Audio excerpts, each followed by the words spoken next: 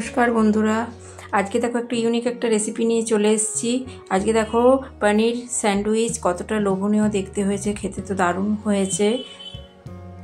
পনির দিয়ে একদম রেস্টুরেন্টের মতো করেছি আজকে, ঘরোয়ার মতন এটা হবে। মানে মানে ঘরোয়াতে এটা অনেকটাই সময় লাগবে, তো আমি রেস্টুরেন্টের মতো আজকে করার চেষ্টা করেছি। তো কতটা ভালো হয়েছে তোমরা কমেন্ট করে জানাবে। আর এটা আমি জামাই ষষ্ঠীতে মিষ্টি আনতে গেছিলাম, মানে খুব বড় একটা মিষ্টি দোকানেই গেছিলাম। তো সব মিষ্টি দোকানে এটা বানায় না, তো ওই মিষ্টি দোকানে বানিয়ে এরকম কোটিং করে রাখা ছিল। তো আমার এটা দেখে পরে বলছিল, খুব দেখে লোভনীয় লাগছিল। তো এটা বাড়িতে বানানোর আমার খুবই ওটা দেখে পরে বাড়িতে কবে বানাবো সেই দিনটাই আমি খুঁজছিলাম। তো আজকে সেটা বানাতে পেরেছি। তোমাদের সাথেও ভাবলাম যে একটু আমি শেয়ার করে দিই, তোমাদের সাথে তো শেয়ার না করলে তো হবেই না। হ্যাঁ, তো প্রথমে দেখো পাউরুটি আমি 4 পিস নিয়ে নিয়েছি। 4 পিস না, সরি 3 পিস। 3 পিস, এটা 2 পিসেও হয়, তো আমি 3 পিস একটু বড় ছোটো করে জন্যই আমি বানিয়েছি। 3 পিস নিয়ে পরে প্রথমে ধারগুলো পুরোটা আমি দেখো 4টে ধার আমি কেটে নিয়েছি। কেটে পরে পনিরগুলো স্লাইস করে কেটে নিয়েছি 4 পিস। একদম পাতলা করে স্লাইস করে কাটতে হবে। কেটে পরে তার মধ্যে দেখো নুন, লঙ্কা এগুলো তো দেবই, তারপরে আদা রসুন কাঁচা লঙ্কা পেস্ট করে রাখা ছিল, সেগুলো দিয়ে পরে মাখিয়ে, আর লঙ্কা গুঁড়ো এগুলো মাখিয়ে পরে ফ্রাই করেছি। 4টে এরকমভাবে উল্টে পাল্টে ফ্রাই করে নিলাম।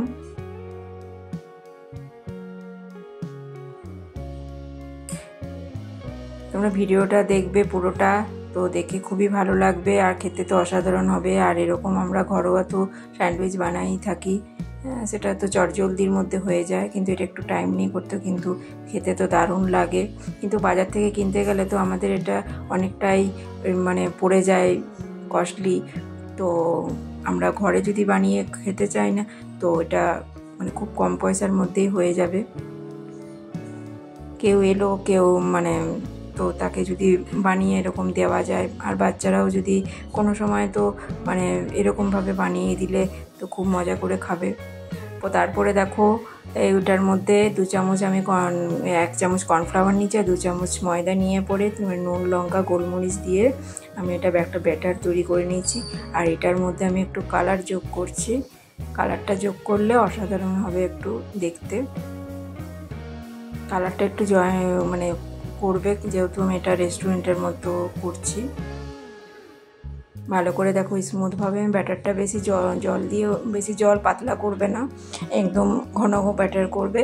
তারপরে দেখো আমি যেটা কোটিং করব, এটা যে আমরা যে সিমুই যে খাই, দুধ সিমুই, সেই সিমুইটাই আমার ছিল, তো সেই সিমুই দিয়ে করছি।